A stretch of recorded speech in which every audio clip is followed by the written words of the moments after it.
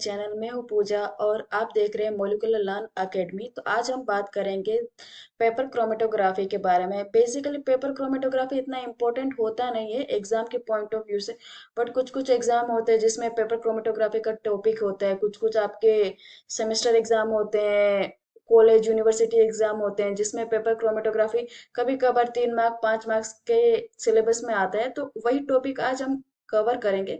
जितना रिक्वायर्ड है उतना ही कवर करेंगे, ज्यादा कवर करके अपने लिए वर्कलोड और सिलेबस का लोड ज्यादा नहीं बढ़ाएंगे। बेसिक सी जो जो चीज इंपॉर्टेंट है, प्रिंसिपल हुआ, एप्लीकेशन हुआ, मैकेनिज्म हुआ, वो अच्छे से डिस्कस करेंगे और उसके बाद आगे हम टीएलसी पे मूव कर जाएंगे, that is thin layer chromatography. Okay, so let's start. तो पेपर क्रोमेटोग्राफी टेक्निक स्टार्ट करने से पहले हम देखते हैं प्रिंसिपल ऑफ क्रोमेटोग्राफी टेक्निक्स।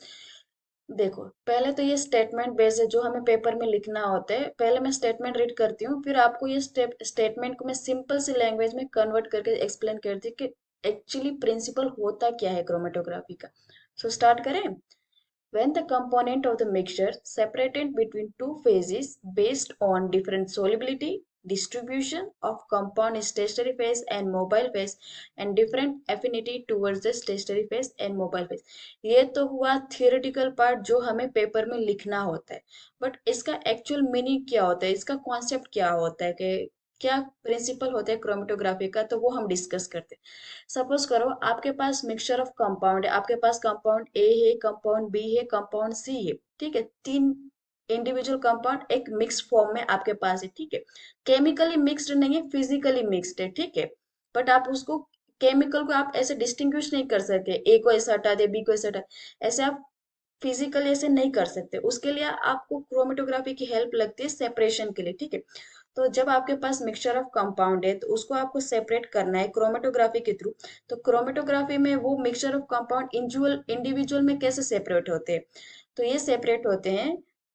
दो फेज होते हैं हमारे पास क्रोमेटोग्राफी में, एक स्टेशनरी फेज होता है और मोबाइल फेज। यही खेल होता है स्टेशनरी फेज और मोबाइल के फेज के बीच में ही खेल होते हैं पूरा सेपरेशन का। अगर आपके कंपाउंड का एफिनिटी या सोलिबिलिटी, या in another word scientific word में बोलो तो डिस्ट्रीब्यूशन, अगर बहुत ज्यादा स्टेशनरी फेज में होगा तो वो स्टेशनरी फेज के साथ सेपरेट होगा। अगर उसका सोलिबिलिटी बहुत ज्यादा मोबाइल फेज के साथ हो, उसका एफिनिटी बहुत ज्यादा मोबाइल फेज के साथ हो, तो वो मोबाइल फेज के साथ सेपरेट होगा। तो इन्हीं दोनों के बीच में गेम होता है। अगर आप मोबाइल फेज बदलोगे तो आपका मिक्सचर अलग तरह से सेपरेट होता है, उसका आरएफ वैल्यू बदल जाता है। तो यही होता है, मेन प्रिंसिपल यही होता है कि आपका जो भी मिक्सचर ऑफ कंपाउंड है उसका एफिनिटी स्टेशनरी फेज और मोबाइल फेज के साथ कितना अच्छा है, कैसा उसका नेचर है उनके साथ, उसके अकॉर्डिंग क्रोमेटोग्राफी में आपका इंडिविजुअल सेपरेट होता है फ्रॉम मिक्सचर। ओके, सो आपको तो पहले प्रिंसिपल क्लियर होगा। अब स्टार्ट करते हैं what is the paper chromatography. Basically paper chromatography एक लिक्विड लिक्विड क्रोमेटोग्राफी है। हमने जब क्लासेस में अपने एमएससी टाइम, बीएससी टाइम पे जब पेपर क्रोमेटोग्राफी करते हैं तो हम देखते हैं कि हमारे पास एक वॉटमैन फिल्टर पेपर होता है, एक सोलवेंट टैंक होता है जिसमें नीचे सोलवेंट होता है। हम पेपर को हुक करते हैं, पेपर पे एक बेसलाइन ड्रॉ करते हैं, उस पे अपना मिक्सचर ऐसे छोटे से कैपिलरी से उसमें ड्रॉप करते हैं। फिर चेम्बर को पहले पेपर क्रोमेटोग्राफी के तीन मेन एप्लीकेशंस होते हैं। First, separation of amino acid. Second, separation of metals, जिसमें कौन से मेटल होंगे, Fe+, कोबाल्ट 2+, निकल 2+। ठीक है, और थर्ड होता है शुगर सेपरेशन के लिए भी हम पेपर क्रोमेटोग्राफी यूज करते हैं। ठीक है, अब ये तीनों जो चीजें हैं उसमें जो इंडिविजुअल्स है वो कलरलेस होते हैं, तो आप उसको नेकेड आई से देख नहीं सकते। उसके लिए हम क्या यूज करते हैं, स्प्रेइंग एजेंट। स्प्रेइंग एजेंट को डेवलपर भी बोलते हैं। डेवलपर क्यों, बिकॉज वो स्पॉट डेवलप करते हैं। डेवलपर मीन्स कुछ डेवलप करना। तो स्प्रेइंग एजेंट आप जब स्प्रे करोगे उसकी वजह से आप जो कलरलेस स्पॉट है उसको इजीली देख सकते हो नेकेड आई से। ठीक है, इसीलिए स्प्रेइंग एजेंट यहाँ पे यूज होंगे। अभी डिस्कस करते हैं कि इन कौन से स्प्रेइंग एजेंट यूज होते हैं।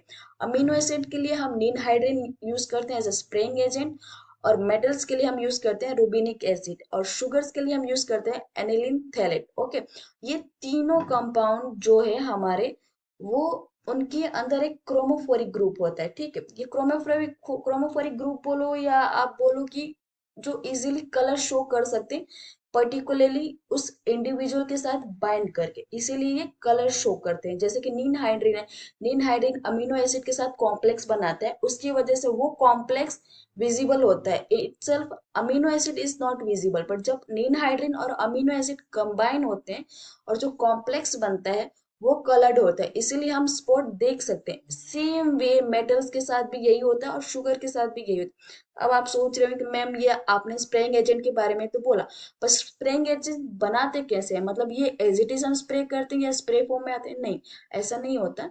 जैसे कि नीन हाइड्रीन, आप जब नीन हाइड्रीन का सॉल्यूशन बनाओगे तो आप उसे एसीटोन में डिजोल्व करके एक फिक्स कंसेंट्रेशन में, कभी कभार 1% होते हैं, 5%, उस कंसेंट्रेशन में डिजोल्व करके आप उसका एक स्प्रेइंग, क्या कहते हैं, एक मतलब सॉल्यूशन बनाते हो जो आप स्प्रे कर। सेम रूबिनिक एसिड और एनिलीन थैलेट को भी आप यूज करते वक्त उसे एक फिक्स कंसंट्रेशन में एसीटोन में डिजोल्व करके उसका पर्टिकुलर परसेंटेज सॉल्यूशन बनाते हैं, और वो आप स्प्रे करके स्पॉट को विजुअलाइज करते हैं। ठीक है, मैंने इसी पीडीएफ में नीचे कुछ इमेजेस भी, रियल इमेजेस भी शो किए हैं। जैसे कि ये सर्कुलर क्रोमेटोग्राफी जिसे हम बोलते हैं रेडियल क्रोमेटोग्राफी भी। यहाँ पे देखो जो होल है ना, इसे इसे विक बोलते हैं। यहाँ पे जो होल है ना, ये यहाँ से हम सोलवेंट पेनिट्रेट करते हैं, मतलब ये सोलवेंट एंट्री लाइन है। ठीक है, यहाँ से, और यहाँ ये जो पॉइंट है ना, यहाँ पे हम सैंपल लोड करते हैं। ठीक है, मिक्सचर लोड करते हैं। फिर जैसे जैसे धीरे धीरे सोलवेंट मूव करेगा, वैसे वैसे पर्टिकुलरली वो अपने अपने इंडिविजुअल फेजेस में सेपरेट होंगे। जैसे कि यहाँ देखिए आप, यहाँ पे हमने किया हुआ है, यहाँ पे मेन स्पॉट था। इस कंपाउंड का स्टेशनरी फेज के साथ एफिनिटी ज्यादा है, इसलिए यहाँ पे इसके साथ ज्यादा टेस्ट है।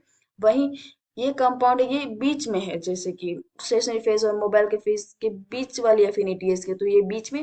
और ये जो थर्ड कंपाउंड है इसका मोबाइल फेज के साथ एफिनिटी ज्यादा है, तो ये यहाँ पे। ठीक है, तो ये है हमारा पेपर क्रोमेटोग्राफी।